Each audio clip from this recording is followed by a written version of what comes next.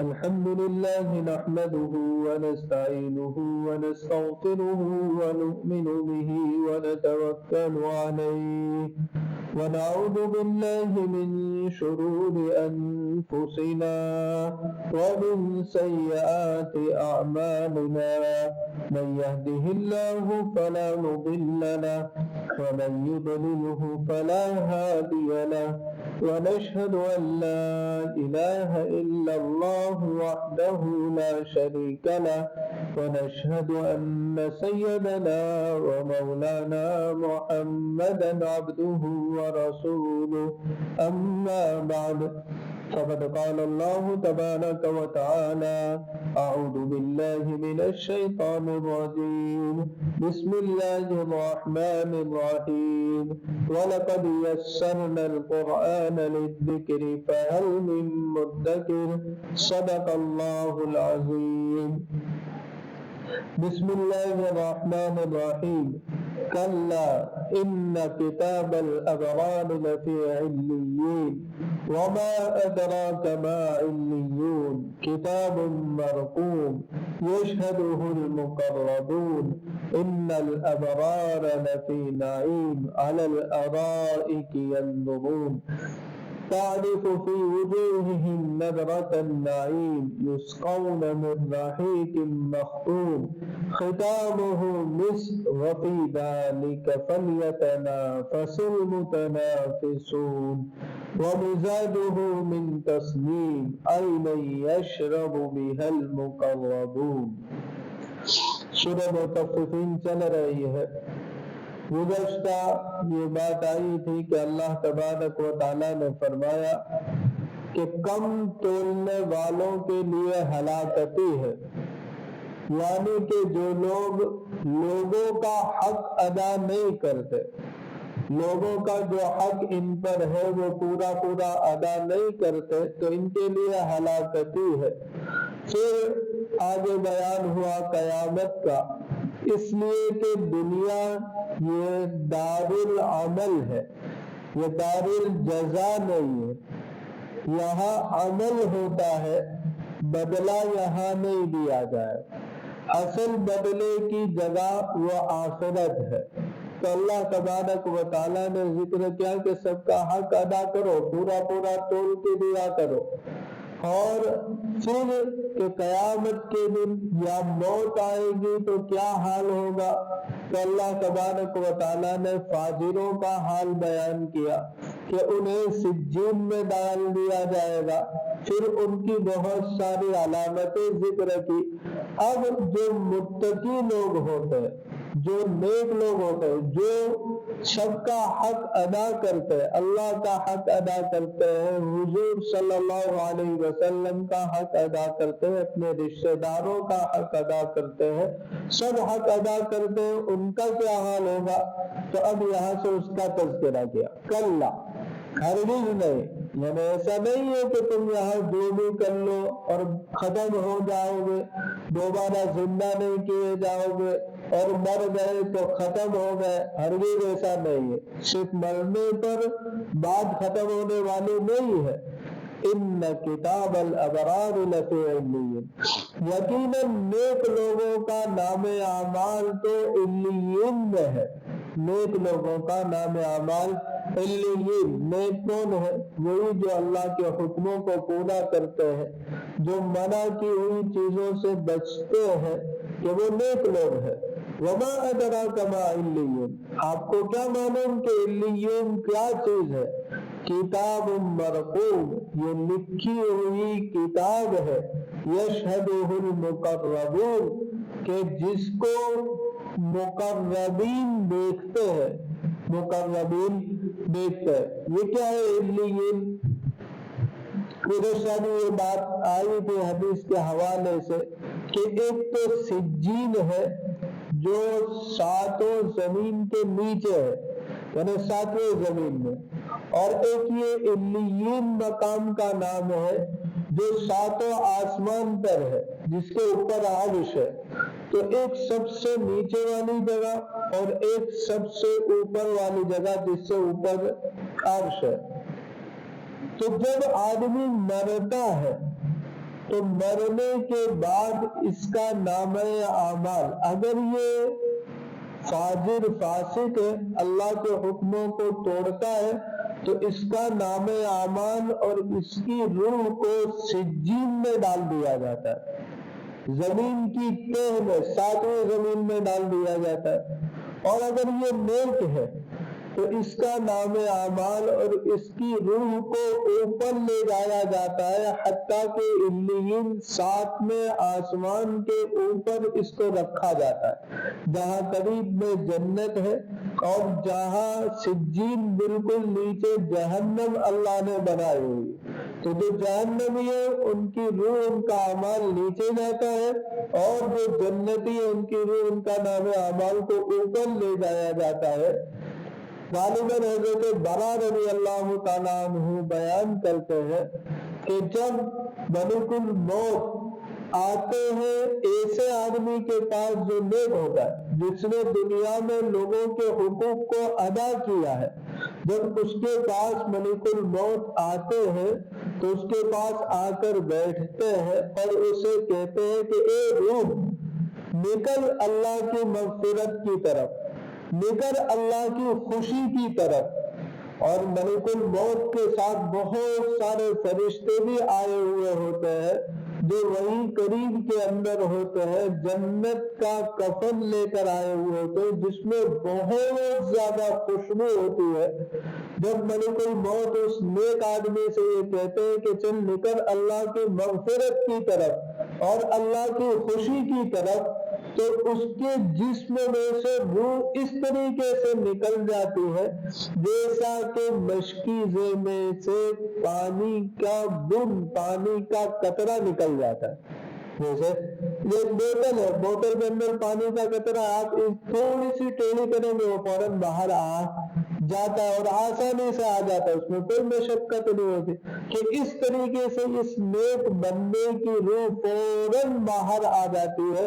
ملک الموت اپنے ہاتھ پر رکھتے ہی ہے نہ جو دوسرے فرشتے ہوتے فوراً اس کو اپنے ہاتھ میں لے لیتے ہیں، اسے کفنایا جاتا ہے اس خوشبو کے اندر، اور پھر اس کو لے کر یہ پورا گروہ آگے چلنا شروع کر دیتا ہے۔ جیسے کوئی بڑا آدمی آتا ہے تو اس کے استقبال میں کیسے لوگ سب جمع ہوتے ہیں، اور پھر جیسے ہی آ گیا تو ان کو بٹھایا اور بٹھا کر چلے، اور پھر کہ یہ فرشتے جہاں جہاں سے گزرتے جاتے ہیں، اس لیے کہ بہت سارے فرشتے دنیا کے اندر پھیلے ہوئے ہیں، فرشتوں کی جماعتیں ہیں جو اپنے اپنے کام کے اوپر لگی ہوئی ہے۔ جب اس کو لے کر کسی جماعت کے پاس سے گزرتے ہیں تو فرشتے کہتے ہیں یہ اتنا اچھا آدمی کون ہے؟ تو یہ فرشتے اس کا جو سب سے اچھا نام دنیا میں پکارا جاتا تھا وہ نام لیتے ہیں، اس کا نام لیتے ہیں، اس کے ابا کا نام لیتے ہیں کہ یہ تو فلاں ابن فلاں ہے، تو پھر سب اس کو خوشخبریاں دیتے ہیں، یہاں تک کہ اس کو لے کر پہلے آسمان پہ جاتے ہیں۔ جب پہلے آسمان پہ پہنچتے ہیں تو پھر دروازہ کھلوایا جاتا ہے کہ کون ہے؟ بولے یہ اس روح کو ہم لے جا رہے ہیں۔ پہلے آسمان کا دروازہ کھلتا ہے اور سارے فرشتے جو پہلے آسمان پہ موجود ہیں اس کو خوشخبری دیتے، پھر اس کے ساتھ وہ بھی لگ جاتے ہیں یہاں تک کہ دوسرے آسمان تک جاتے ہیں۔ پھر دوسرے آسمان کا دروازہ کھلتا ہے تو پھر دوسرے آسمان کے فرشتے اس کے ساتھ چلے جاتے ہیں، یہاں تک کہ 7 آسمان پر اللہ تبارک و تعالیٰ کے پاس یہ روح پہنچتی ہے۔ اللہ تبارک و تعالیٰ کہتے ہیں کس کو لے کر آئے ہو، کیا ہے، اور جو اللہ کو پوچھنا ہوتا ہے پھر اللہ تعالیٰ کہتے ہیں اس کو علیین میں رکھ دو، اس کو کیا کر دو؟ علیین میں اس میرے بندے کو رکھ دو۔ وہ علیین کے اندر اس کو بھیج دیا جاتا ہے، جیسا کہ ایک دوسری جگہ پر شہداء کے روح کے بارے میں آتا ہے کہ شہداء کی جو روحیں ہیں وہ عرش کے نیچے قندیلیں ہیں، اس کے اندر پرندوں کی جسم کے اندر رہتی ہے، اور وہ جب چاہتی ہے جنت میں سیر کرتی ہے اور جنت میں سیر کر کے واپس آ جاتی ہے۔ تو یہ جو نیک بندے ہوتے ہیں ان کو اللہ تبارک و تعالیٰ اتنے بلند جگہ کے اوپر رکھتے ہیں، تو یہ ہے علیین کہ یہ سب سے اوپر والا درجہ ہے۔ دوسرا ہے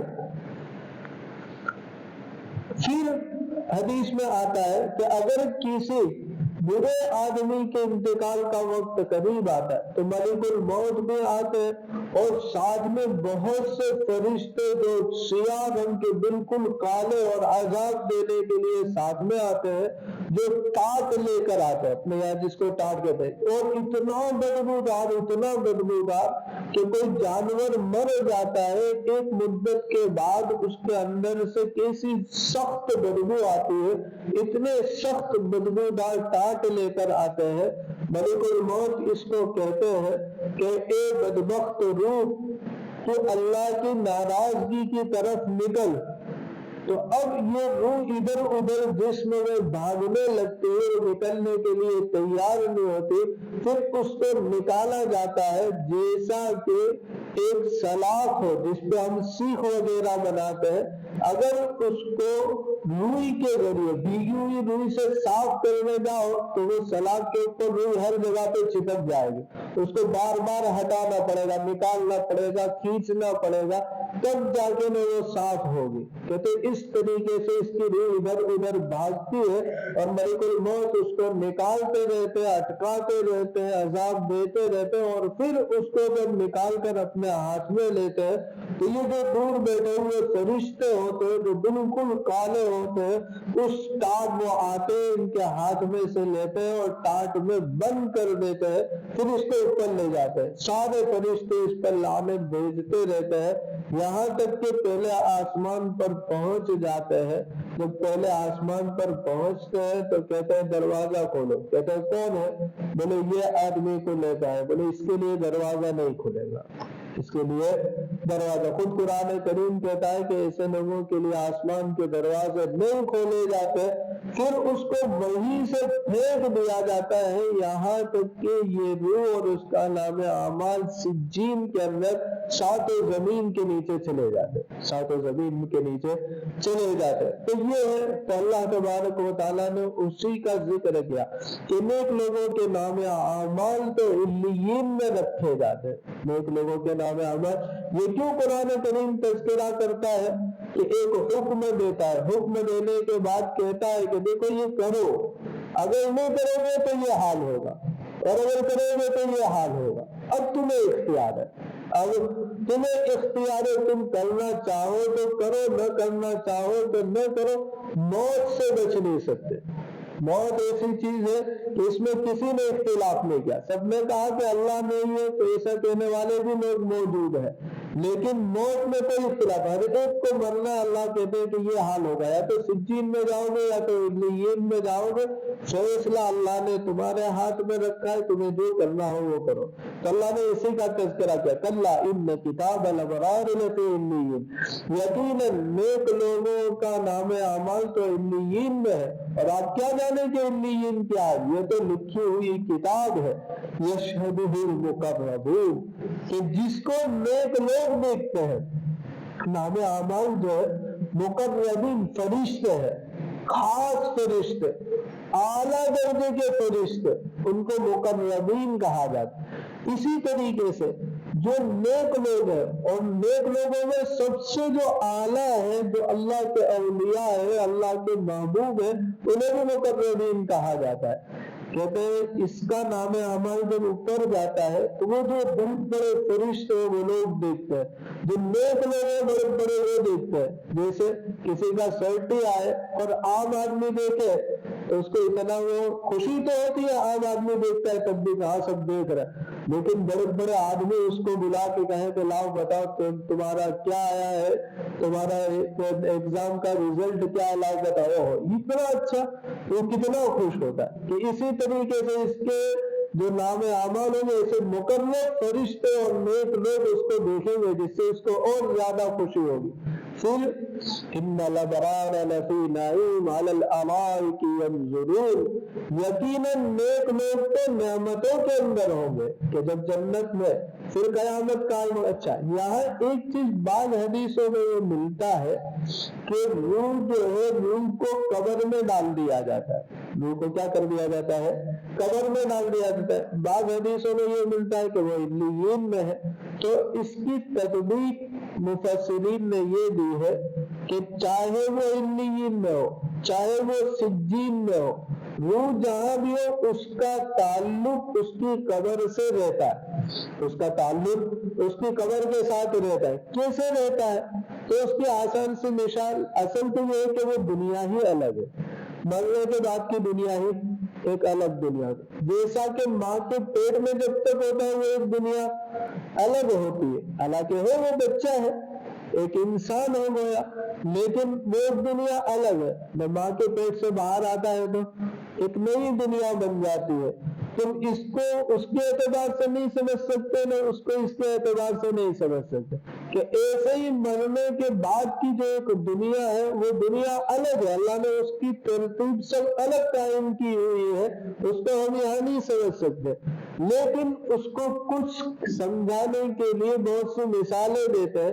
تو اس کی مثال میں یہ دیا جیسے کہ سورج تو دنیا میں نہیں ہے، سورج تو بہت دور ہے، لیکن اس کا تعلق دنیا سے ہے کہ اس کی شعاعیں، اس کی کرنیں جو ہے وہ زمین پر آتی ہے اور زمین کو گرم کر دیتی ہے۔ زمین کیا ہو جاتی ہے؟ گرم ہوتی ہے، اس کا اثر خود زمین قبول کرتی ہے، حالانکہ سورج بہت دور ہے اور زمین بہت دور ہے، لیکن اس کا اثر اور اس کا کانٹیکٹ جیسے زمین کے ساتھ ہے، ایسے ہی وہ روح جہاں بھی ہو، چاہے علیین میں ہو چاہے نیچے سجین میں ہو، اس کا تعلق قبر کے ساتھ رہتا ہے۔ اس کا تعلق کیا رہتا ہے؟ قبر کے ساتھ اس کا تعلق رہتا ہے، اسی لیے قبر میں بھی اس کو عذاب دیا جاتا ہے، قبر میں اس کو نعمتیں دکھائی جاتی ہے، وہ اسی وجہ سے کہ اس کا الگ ہے، اس کا الگ ہے۔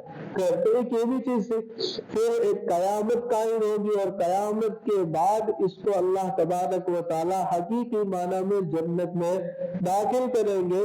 تو ان الابرار لفی نعیم، جب جنت میں داخل ہوں گے قیامت کے بعد تو یقیناً نیک لوگ تو نعمتوں میں ہوں گے، نیک لوگ نعمتوں میں، ایسی نعمتیں کہ ما لا عین رأت، کسی آنکھ نے نہیں دیکھی، ولا اذن سمعت، کسی کان نے نہیں سنی، ولا خطر علی قلب بشر، کہ کسی دل کے اوپر کسی آدمی کے دل اور اس کی سوچ وہاں تک پہنچ ہی نہیں سکتی، ایسی نعمت ہے، ایسی وہاں کی نعمت ہے۔ تو اللہ تبارک و تعالیٰ کہتے ہیں نیک لوگ تو نعمتوں کے اندر ہوں، علی الارائک ینظرون، تختوں پر بیٹھے ہوئے دیکھ رہے ہوں گے، تخت پر بیٹھ کر سب کو دیکھ رہے، سارے نظارے دیکھیں گے، ساری نعمتیں دیکھیں گے۔ ادھر کافروں کا کیا حال ہونا اللہ ان کو وہ بھی بتائے گا کہ ساری چیزیں یہ لوگ دیکھ رہے ہوں گے۔ تعرف فی وجوہہم نظرۃ النعیم، تو ان کے چہروں پر نعمتوں کی شادابی کو پہچان لے گا کہ آدمی جب بہت خوش ہوتا ہے تو اس کا چہرہ دیکھو تو معلوم ہو جاتا ہے کہ یار کتنا خوش ہے اور کتنے نعمتوں کے اندر ہے، کتنے سکون کے اندر ہے۔ جیسے بزرگوں کے چہرے دیکھتے ہیں تو کیسا لگتا ہے ہاں کتنا اچھا چہرہ اور کتنے سکون کے اندر ہے۔ اور کوئی برا آدمی ہے اور گناہ کرنے والا آدمی ہے تو اس کے چہرے سے ہی گویا ایک نحوست ٹپکتی ہوتی ہے۔ تو یہاں پر بھی انہیں جو نعمتیں دی گئی ہے ان کی نعمتوں کا اثر ان کے چہرے سے ظاہر ہو رہا ہوگا، آدمی دیکھتے ہی پہچان جائے گا کہ یہ بہت بڑا خوش نصیب آدمی ہے۔ تعرف فی وجوہہم نظرۃ النعیم یسقون من رحیق مختوم، اور انہیں مہر لگائی ہوئی خالص شراب سے پلایا جائے گا، مہر لگائی ہوئی خالص شراب سے انہیں پلایا جائے گا۔ ختامہ مسک، کہ جس کی مہر مشک ہوگی۔ وفی ذلک فلیتنافس المتنافسون، کہ ایسی چیز میں آگے بڑھنے والوں کو آگے بڑھنا چاہیے۔ ومزاجہ من تسنیم، جس کی آمیزش تسنیم سے ہوگی۔ عین یشرب بها المقربون، یہ ایک ایسا چشمہ ہے جس سے مقرب لوگ پیتے ہیں کہ اب ان کو پینے کے لیے کیا دیا جائے گا؟ کہتے ہیں خالص شراب ہوگی، اور شراب بھی کیسے؟ مہر لگائی ہوئی اس کے اوپر، اور مہر کس چیز کی ہوگی؟ مشک کی ہوگی۔ مشک یہ سب سے بہترین خوشبو آتی ہے، بہت اچھی خوشبو ہوگی، تو وہاں اللہ تبارک و تعالیٰ شراب دیں گے، شراب سے مہمانی ہوگی جنت کے اندر۔ یا اللہ تبارک و تعالیٰ نے شراب کو حرام قرار دیا، کیوں؟ کہتے اس سے نشہ چڑھتا ہے اور آدمی کی جو سب سے اہم چیز ہے نا عقل، وہ خراب ہو جاتی ہے، اس کے اندر بدبو ہوتی ہے۔ اسی لیے جو آدمی نشہ کرتا ہے، نشہ کرنے کے بعد اس کی عقل ٹھکانے نہیں دیتی، اللہ نے اسی لیے اس کو حرام قرار دیا۔ اللہ تبارک و تعالیٰ نے اسی لیے کہ نشہ کوئی بھی نشہ ہے اللہ نے اس کو حرام کرا، اسی لیے جو یہاں شراب پئیں گے اللہ اس کے بدلے میں وہاں ان کو شراب نہیں دی جائے گی۔ اللہ کہ یہاں کہ وہاں جب وہ پہنچے گا تو اس کو یہ شراب نہیں، کہ یہ ایک شراب مستقل ایک نعمت ہے، خالص شراب ہوگی، اس پہ مہر لگی ہوئی، اور مہر بھی کیسے لگی ہوئی ہوگی کہ اس سے خوشبو آئے گی۔ قرآن کریم دوسری جگہ کہتا ہے کہ وہاں کی شراب ہمارے یہاں جیسی نہیں ہے، وہاں پینے کی وجہ سے سر درد نہیں ہوگا اور سر چکرائے گا نہیں، اور آدمی بے ہوش اور بے ساختہ ہوگا نہیں، آدمی سب بول نہیں جائے گا کہ میں آدمی ہوں جیسے یہاں لوگ شراب پیتے ہیں۔ تو وہاں کی شراب ہی مستقل ایک الگ چیز ہے، اور پھر اس میں تسنیم کو ملایا جائے گا جس کی وجہ سے اس کا مزہ اور بالا ہو جائے گا، اس کا مزہ اور بڑھ جائے گا۔ کہ جیسے یہاں پر بھی بہت سی ایسی چیزیں، یہاں پر بھی شراب کے اندر ایسی چیزیں ملائی جاتی ہیں جس کی وجہ سے اور اس میں نشہ چڑھتا ہے اور اس میں لطف آتا ہے۔ تو اللہ تبارک و تعالیٰ کہتے ہیں وہاں ہم اس کے اندر تسنیم کو ملائیں گے۔ اچھا یہ تسنیم کیا ہے؟ اللہ تعالیٰ کہتے ہیں اینا، یہ ایک چشمہ ہے جس میں سے مقرب لوگ پئیں گے۔ اس میں سے میں نے کہا نا کہ ایک تو ابرار ہے، نیک لوگ، ایک تو ابرار جو نیک لوگ ہیں، جو اللہ کے حکم کو پورا کر دیتے ہیں، اللہ کی منع کی ہوئی چیزوں سے بچتے ہیں، تو یہ ایک نیک لوگ ہیں جو سیدھے سادے۔ لیکن ایک اللہ والے ہوتے ہیں، اللہ کے قریبی ہوتے ہیں، جو ایک ایک سنت کی پابندی کرتے، ایک ایک مکروہ چیز سے بچتے ہیں، نمازوں کی کثرت کرتے ہیں، تلاوت کرتے ہیں، اللہ کے ذکر میں ہر وقت رہتے، ان کا دل ہر وقت اللہ کے ساتھ اٹکا ہوا ہوتا ہے، ان کا دل ہر وقت اللہ کے ساتھ اٹکا ہوا ہوتا ہے۔ یہ ایسے لوگ ہوتے ہیں کہ ان پر کوئی مصیبت بھی آ جائے تو خوشی سے برداشت کر دے، مصیبت بھی آئے تو کس کی طرف سے آئی؟ اللہ کی طرف سے، اس میں خیر ہوگی، اس میں ہی ہم تو کوئی مصیبت آ جائے تو صبر کرنا پڑے، صبر بھی نہیں کر سکتے، لیکن جو نیک لوگ ہوتے ہیں وہ پھر بھی صبر کر جاتے ہیں کہ چلیے ٹھیک ہے۔ لیکن جو مقربین ہوتے ہیں اس پہ بھی مصیبت پہ کہ یہ بھی اللہ کی طرف سے، اس پہ بھی ہم راضی، اس میں بھی اللہ نے خیر رکھی ہوئی کہ یہ جو مقربین لوگ ہیں، اللہ کے بہت قرب والے بندے، اللہ تعالیٰ کہتا ہے کہ انہیں تو یہ جو چشمہ چل رہا ہے، نیک لوگوں کی شراب کے اندر اس چشمے سے تھوڑا سا لیا جائے گا اور اس میں ملایا جائے گا، اور جو اللہ کے خاص بندے ان کو تو اسی میں سے براہ راست پلایا جائے گا، وہ براہ راست اس تسنیم کو پیئیں گے۔ ٹھیک ہے، فَلْيَتَنَافَسِ الْمُتَنَافِسُونَ، یہ بیچ میں جملہ ہے۔ اللہ تبارک و تعالیٰ فرماتے ہیں کہ آگے بڑھنے والوں کو اس میں آگے بڑھنا چاہیے، آگے بڑھنے والوں کو اس میں آگے بڑھنا چاہیے۔ یہ ایک بہت اہم جملہ ہے۔ اللہ نے اتنے سے جملے کے اندر بہت ساری چیزیں ہمیں سکھا دی ہے۔ انشاءاللہ وقت ختم ہوا، اس کا آئندہ اس کی تفصیل لے لیں گے۔ اللہ تبارک و تعالی ہمیں بھی ابرار میں اور مقربین میں شامل فرمائے۔ اللہم لک الحمد کلہ ولک الشکر کلہ ولک المن کلہ، یا رب صلی وسلم دائما ابدا علی حبیبک خیر الخلق کلہم، ربنا لا تزغ قلوبنا بعد اذ ہدیتنا وہب لنا من لدنک رحمہ انک انت الوہاب، ربنا آتنا فی الدنیا حسنہ وفی الآخرۃ حسنہ وقنا عذاب النار۔